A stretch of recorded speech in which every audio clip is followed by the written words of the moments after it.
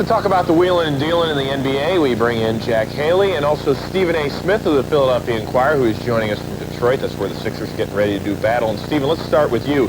The Sixers, best record in the NBA. They're tinkering with team chemistry, and we know that their leader, Allen Iverson, he's emotional. He's a guy who played with Theo Ratliff a few years. Is he okay with the deal? Is the team okay with this deal? Well, according to Allen Iverson, he is okay with the deal because he recognizes that Larry Brown is trying to capture a championship.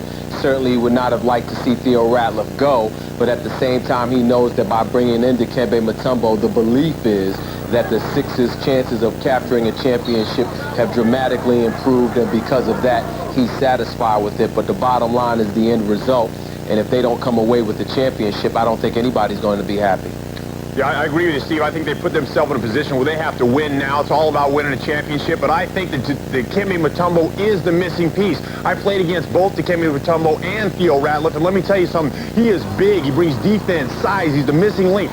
Scoring, I don't think they need any help. Allen Iverson dropping 30 a game. They're averaging 96 points a game as a team. What they need is defense, rebounding, and size.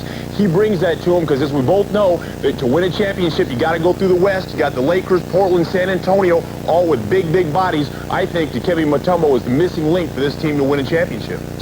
Jack, I understand what you're saying, and I don't really disagree with anything you're saying, but I do think there's a difference in philosophy in this particular situation. If you look at this deal, Jack, basically it comes down to this. You're absolutely right. The Sixers have put themselves in a position where they must win a championship right now. Theo Ratliff, at the very least, because we don't have any copies of Dikembe Mutombo's birth certificates, so they say he's 35. I personally think he's about 38 years old. I go 40.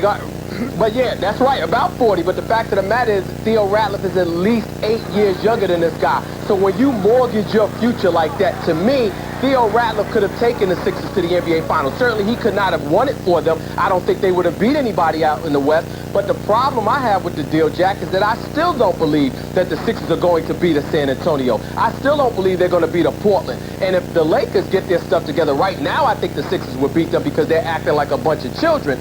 But if the Lakers get their act together, I don't think the Sixers would beat the Lakers, even with Dikembe Mutombo. So in light of that, I'm saying to myself, you know what? Did you really need to do this? Because you're not going to beat anybody in the West anyway. But if they win the championship, they will have proved me wrong. Stephen, MJ finally able to make a big-time deal. He unloads one of the 3 big contracts on his team, with Juwan Howard now being traded down to Dallas. Is this a good move for the franchise? Should we applaud Michael Jordan?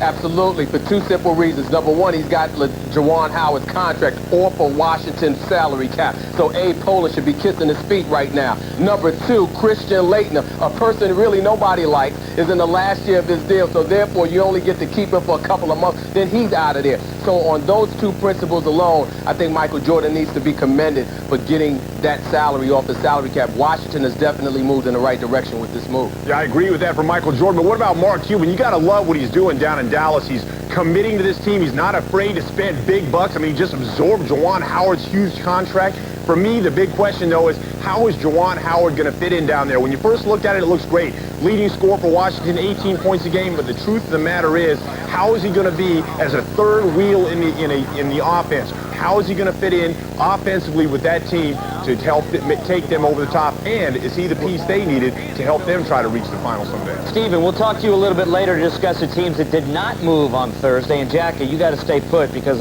we'll get to some NBA action in a moment. Right now, let's get to your calls. What do you, the people, think about this wheeling and dealing? Which NBA team made out best after Thursday's trade deadline? That's the question. We need answers from you. Atlanta, Dallas, New York, Philly, or Washington are your choices. Log on to foxsports.com. Cast your vote. Results coming at the end of the show. In Portland.